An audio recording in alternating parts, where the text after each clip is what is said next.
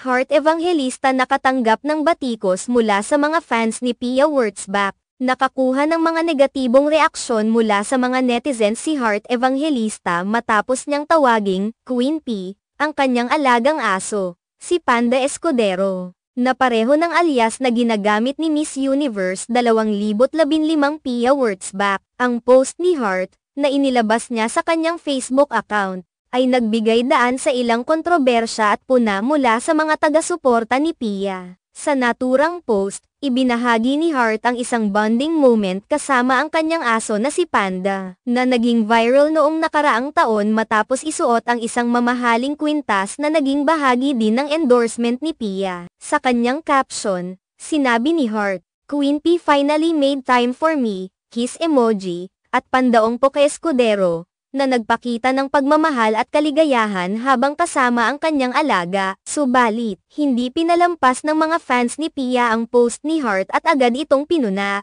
Ang ilan sa kanila ay tinawag si Heart na toxic at nagbigay ng malupit na komento. Kabilang na ang isang netizen na nagsabing, "Ang toxic mo, unano ka. Perhaps the reason why God never allowed you to bear a child is because of your behavior." Ang mga ganitong uri ng komentaryo ay agad na nag-viral at nagdulot ng tensyon sa pagitan ng mga tagahanga ng dalawang personalidad.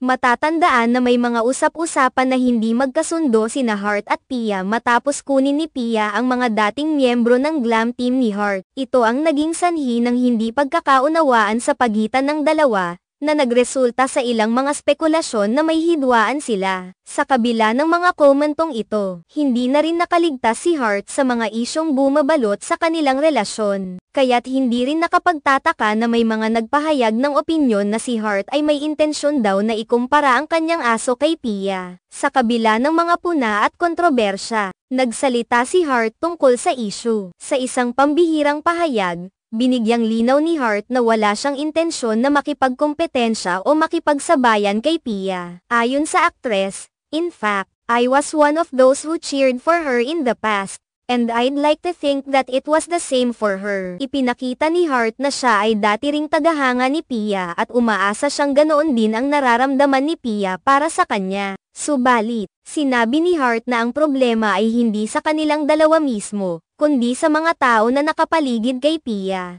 Ayon pa kay Heart, "But it's the people that she chose to surround herself with for specific reasons that makes this whole thing problematic." Binanggit niya na ang mga desisyon ni Pia na makipag-ugnayan sa ilang tao ay may malaking epekto sa kanilang relasyon at sa mga isyong bumabalot dito. Ang mga pahayag ni Heart ay nagbigay diin na hindi siya nakatuon sa anumang kompetisyon o pagkukumpara kay Pia. Sa halip, nais lamang niyang maging bukas tungkol sa mga nangyari at magbigay linaw sa mga hindi pagkakaunawaan. Ipinakita ni Heart na sa kabila ng lahat ng mga intriga at spekulasyon, ang layunin niya ay mapanatili ang respeto at maayos na ugnayan sa mga tao sa kanyang paligid, pati na rin kay Pia. Habang nagpapatuloy ang mga reaksyon mula sa mga netizens, nananatiling matatag si Heart sa kanyang posisyon. Hindi niya inaasahan na magdudulot ng mga isyo ang tawag niyang Queen P kay Panda.